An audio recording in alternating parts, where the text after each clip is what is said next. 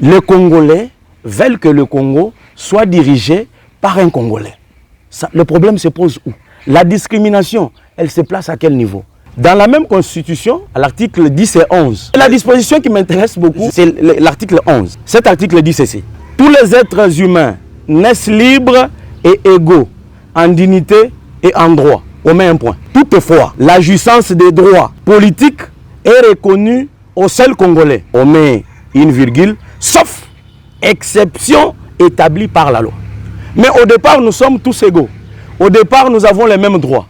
Mais quand il s'agit de droits politiques, notamment comme celui, le droit de se représenter comme président de la République, on dit ce droit-là est réservé aux Congolais. Mais s'il y a une loi qui dit autre chose, ou qui établit quelques exceptions. Quelques exceptions, évidemment.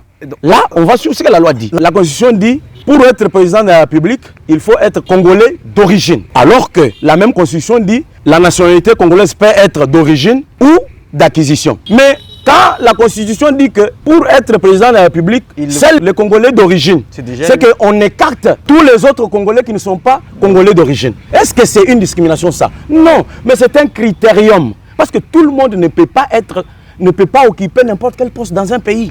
Et comme la Constitution donne la possibilité à une loi de préciser les choses, c'est comme ça qu'on dit dans une loi désormais, seuls les Congolais nés de pères et de mères pourront, parce que c'est pour l'avenir, se représenter comme candidat président de la République et d'autres postes de souveraineté. Où est le problème? La discrimination, c'est à quel niveau? Alors, donc le jour où on va venir dire que dans ce pays, seuls les docteurs, donc docteurs à thèse, ceux qui ont suffisamment étudié, on va dire qu'on a écarté tous les autres illettrés. Bon, excusez-moi le terme, ça sera une discrimination.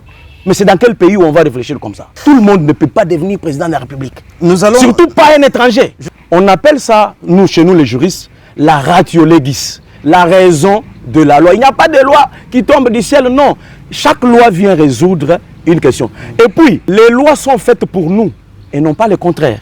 Nous ne sommes pas faits pour les lois, mais les lois, nous les faisons pour nous servir. Et maintenant, quel est le bien fondé de cette loi? Mais aujourd'hui même, un bébé qui vient de naître hier, vous lui dites, le Congo a quel problème en ce moment? Ce bébé-là, s'il parle, il vous dira que nous sommes infiltrés.